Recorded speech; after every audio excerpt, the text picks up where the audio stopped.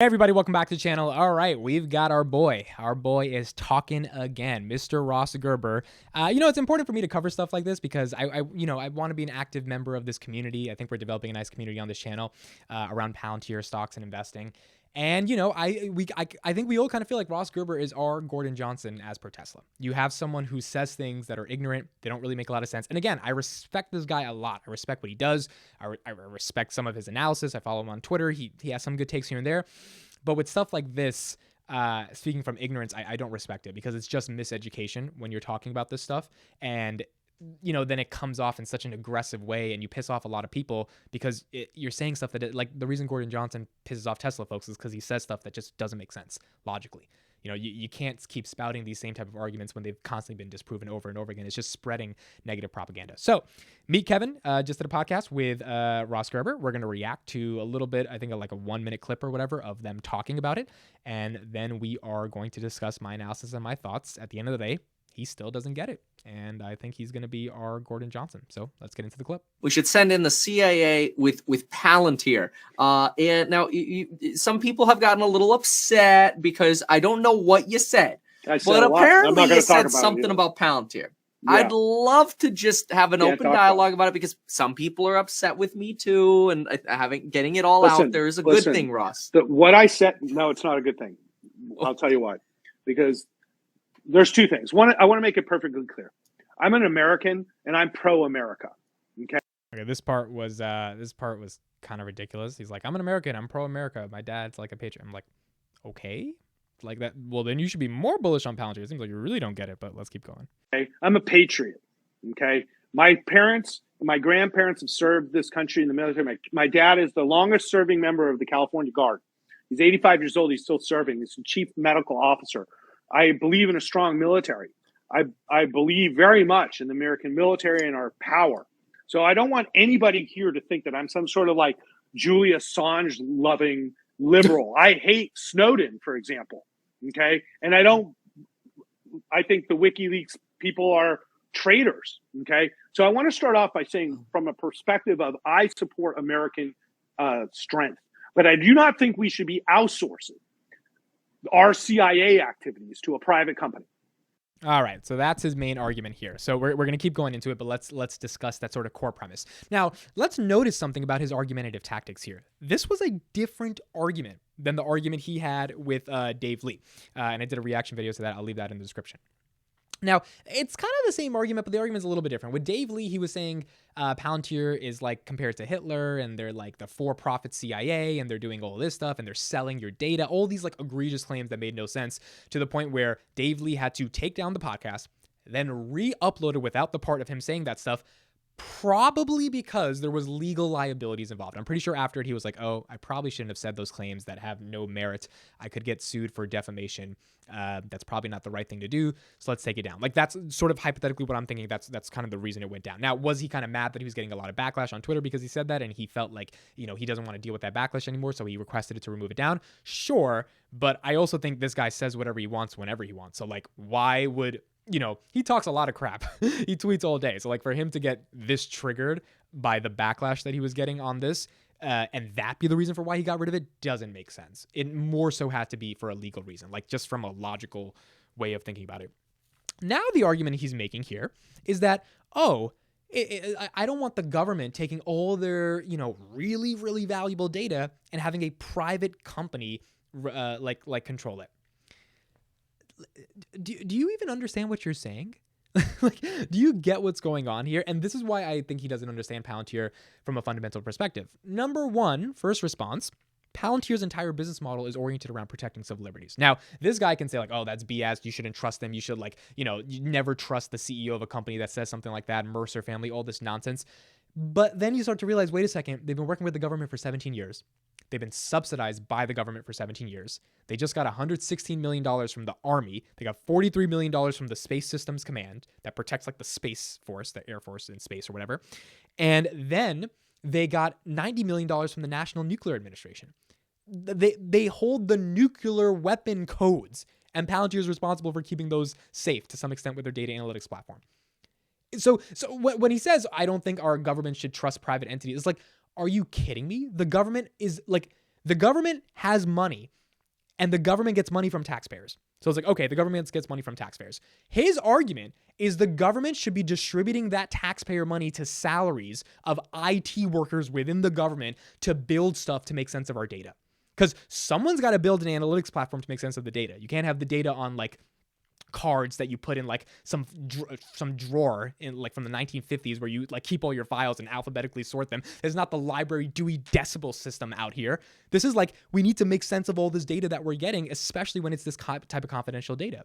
So his argument is, let's have IT department workers or like the government internally handle it versus a third-party contractor, without recognizing, wait a second, the government sucks at doing everything. Like that's the whole point. The government sucks at doing everything.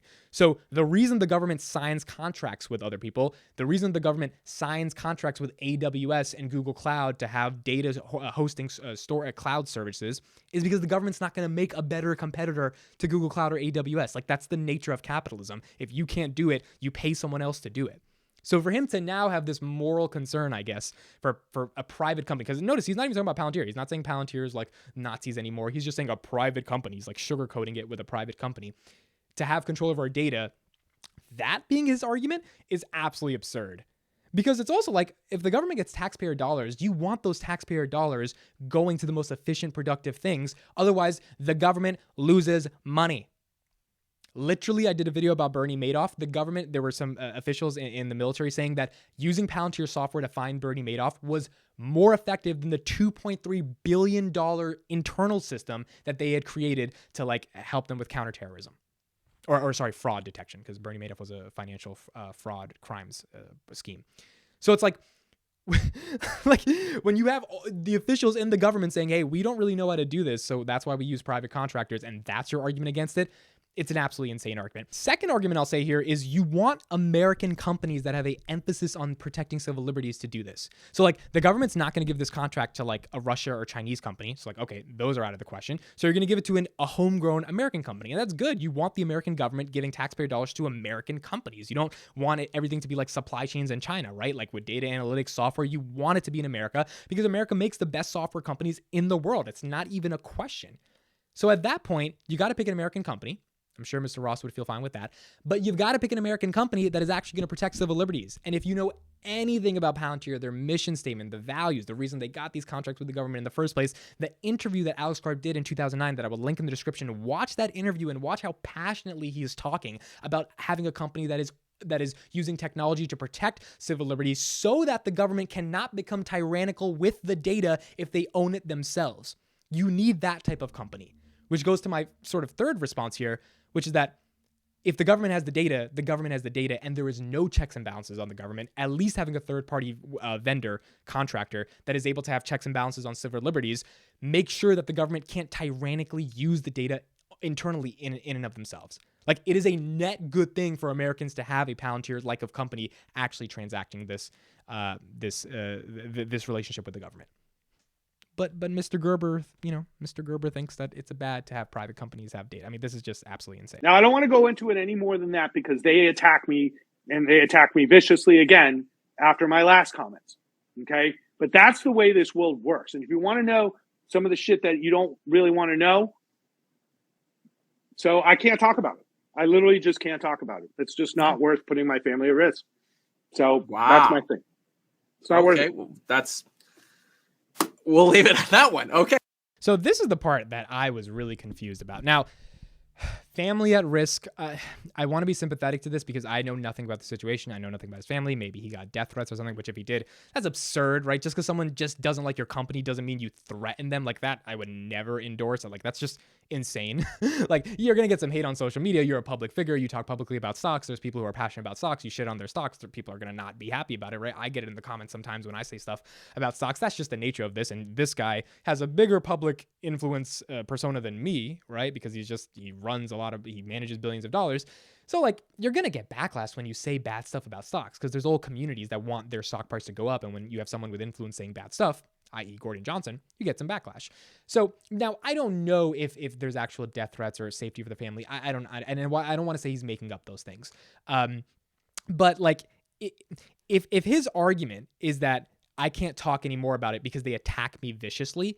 That's the part where I'm like, well, this doesn't make any sense because your whole job as a public figure that manages money, that like is in a financial advisor, is to talk about these things. So to me, the way I interpret that is attack me viciously means people just like the Palantir community is so strong that they just get into his Twitter and they just like destroy him on this topic, which you've got to be able to accept if you're going to be a public figure and say this stuff. If like I hate Netflix, I'm so bearish against this talk. And I think I put a video out. I'm putting a video out this week about why I don't like Netflix at all.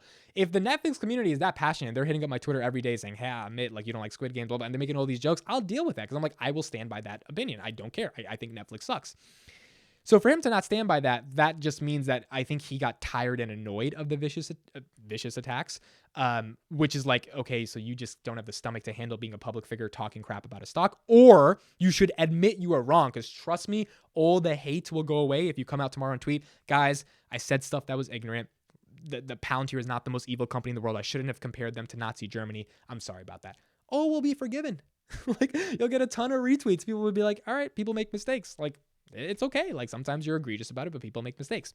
Now, if there is an actual concern for his physical safety, I 100% agree with him not talking anymore about it because, you know, like, I don't want him to be in that situation. I don't want anything bad to happen.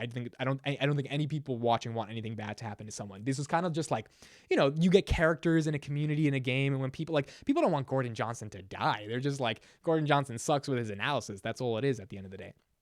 So I think if you can't stomach the public backlash, then you probably shouldn't say these bad things about stock, or you should literally just apologize for the things you said because they're wrong, not because you want to apologize to stop the backlash, but because they were actually wrong. And if you don't do that, that means your ego is too big. That means your ego is too big and you're not willing to listen to the truth. But if there's actual physical concerns, I agree he shouldn't talk about it, even though that's kind of crazy for me to believe, but I'm not part of that situation, so I don't know. So overall, I think this argument is horrible. Private company having your data, there's checks and balances with that company. They're able to protect civil liberties, and you'd rather want them doing it than an unfunctionable government that doesn't have the capabilities to do what Palantir does. Obviously, if you know anything about Palantir, the government could not replicate that. Like, that's not going to happen. Same thing with like AWS. So it makes sense to me for them to actually use a private company, especially one that they've worked with for 17 years and that actually knows what they're doing. So another bad argument by Mr. Gerber. Didn't respect the argument at all. Didn't think it has any merit. And that's my take on it. Let me know your guys' thoughts in the comments. Thank you for watching. My name is Mitt. I'll see you in the next one.